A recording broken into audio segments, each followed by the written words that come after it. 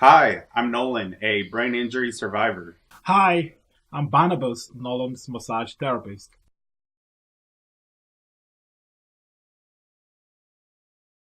So, in the past, when you gave me a massage, you would create a very relaxing environment for me.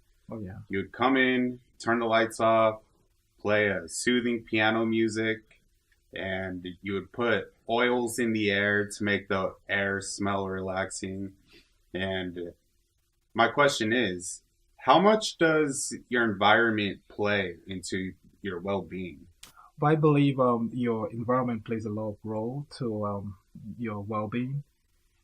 In the sense that, well, people who do ergonomics or bring ergonomics into living spaces and workspaces believe strongly that a beautiful environment, a clean environment, a healthy environment also improves overall well-being and improves your sense of productivity and relaxation.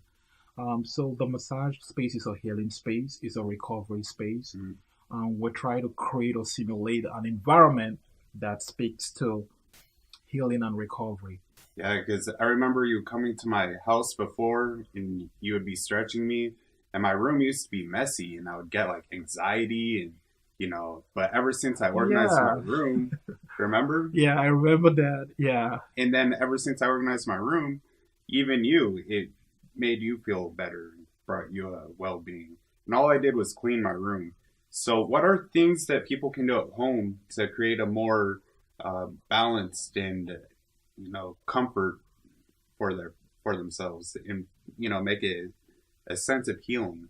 the simple things you could do is you either want to have a plant in your room Hmm. and also water noises or a little water fountain or waterfall. The water noise, the white sound that a fountain produces is very soothing and relaxing and speaks to the flourishing of life.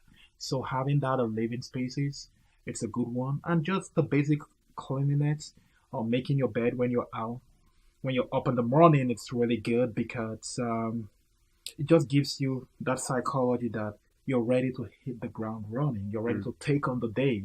It gives you a sense of productivity or an attack consciousness. You're ready to know what the task is for the day and attack it.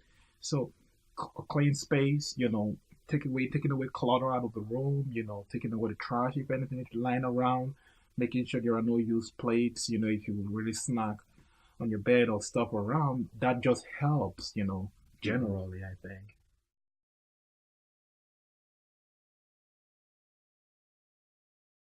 Yeah. And then when you give me a massage or when we're stretching, I've noticed you're always telling me to breathe into my stretch. Like if you're stretching my hamstrings, you're always saying breathe into your hamstrings. Notice that I'm stretching your hamstrings, and you really bring my attention and awareness and make me very mindful of the present and what's going on right now. So my question is, what are the benefits of being mindful and just staying in the present? So while I'm going through that healing protocol, I'm trying to ask you to be more grounded, to be more present, and to bear with me because that's the atmosphere that you get the biggest possibility of recovery and healing. If your mind is absent, if you're watching the Avengers movie, Hmm. your mind during that time you're already distracted, and the neural connections that fuel and help the relaxation state and help you to follow through. Or if you're doing a passive stretch, for instance, you're kind of distracted and you're not being present and connecting to having the full benefit of all we're trying to do.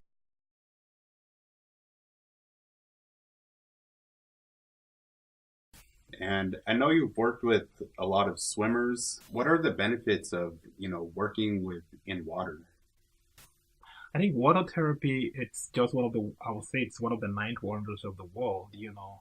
There is something about water that is just magical and miraculous with how it refreshes the body, how it refreshes the mood. Mhm. You could tell a happy person, like people who spend the time in water, you can hardly be depressed and be in water at the same time. That's true. You have your downcast and you just get into water and then all of a sudden, like the blossoming of spring, your countenance just cheer up and all of that.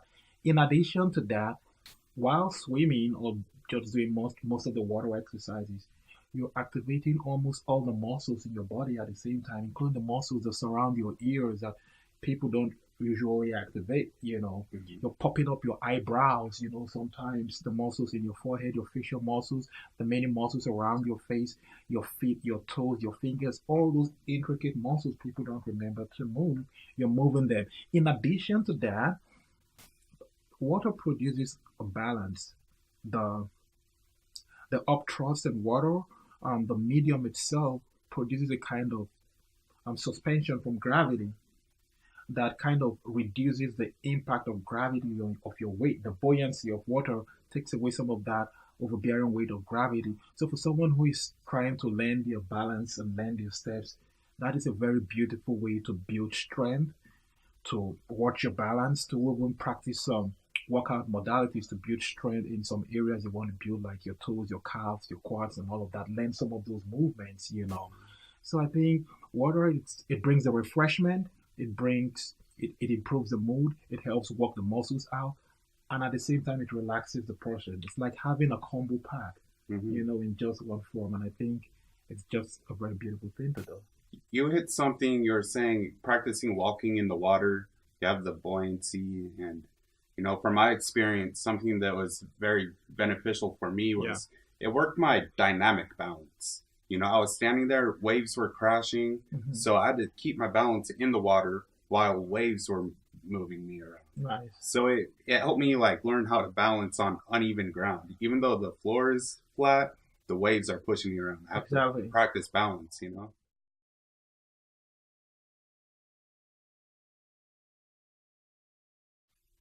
When we first started stretching, you first started working on me, you would put the lotion on me, the massage lotion.